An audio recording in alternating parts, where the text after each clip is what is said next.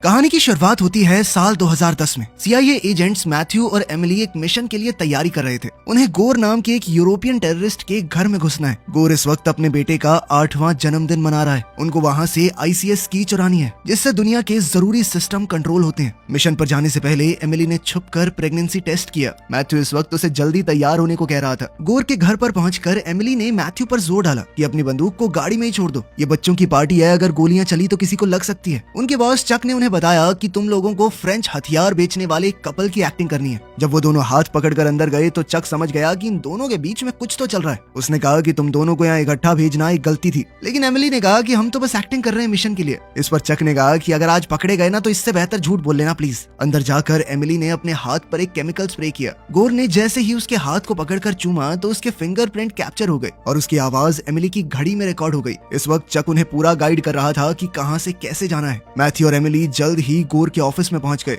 उन्होंने फिंगरप्रिंट और वॉइस की मदद से तिजोरी खोल ली और आईसीएस की निकाल ली वहां से। लेकिन तिजोरी खुलते ही एक साइलेंट अलार्म बज गया और गार्ड्स वहां आ गए। मैथ्यू और एमिली ने उनका जमकर सामना किया और सबको ढेर कर दिया। इसके बाद चक ने उन्हें एक सीक्रेट जगह बुलाया, जहां पर MI6 एजेंट बैरन एंड्रयूज उनका इंतजार कर रहा था। वो एमिली का एक्स बॉयफ्रेंड भी है, जिसने उनके लिए एक जेट तैयार किया था। चक ने उन्हें पहले ही कह दिया था कि बैरन को की के बारे में कुछ मत बताना। उसने साफ कह दिया कि हम किसी पर भरोसा नहीं कर सकते। बैरन एमिली से तो बहुत प्यार से मिला, लेकिन मैथ्यू के साथ उसका बर्ताव बड़ा अजीब था। दोनों में हल्की फुल्की नोक झोंक चल रही थी। साफ पता लग रहा था कि दोनों एक दूसरे को कुछ खास पसंद नहीं करते।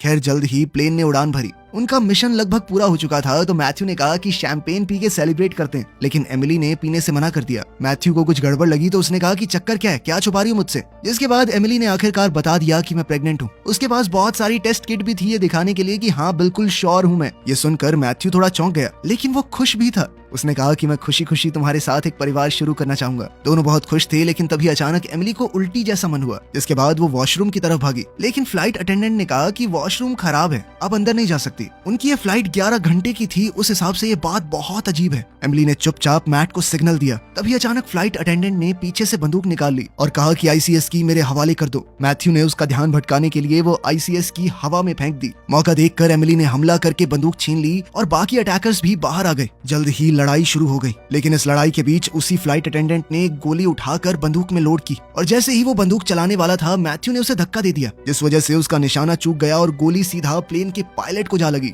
जिसके बाद प्लेन बड़ी तेजी से कंट्रोल से बाहर हो गया। इसके बाद वो अटेंडेंट जल्दी से पैराशूट और आईसीएस की लेने भागा, लेकिन इतने में प्लेन पहाड़ से टकरा गया और इतने में अपना विलन बाहर की तरफ खींच लिया गया। अब प्लेन पूरी तरह क्रैश होने ही वाला था। अगर उन्हें बचना है तो वहां से निकलना होगा। मैथ्यू ने आखिरी पैराशूट एमिली को पहना दिया और कहा कि बच्चे और अपना ध्यान रखना, लेकिन एमिली ने उसे छोड़कर जाने से इनकार कर दिया। उसने अपने पैर मैथ्यू की कमर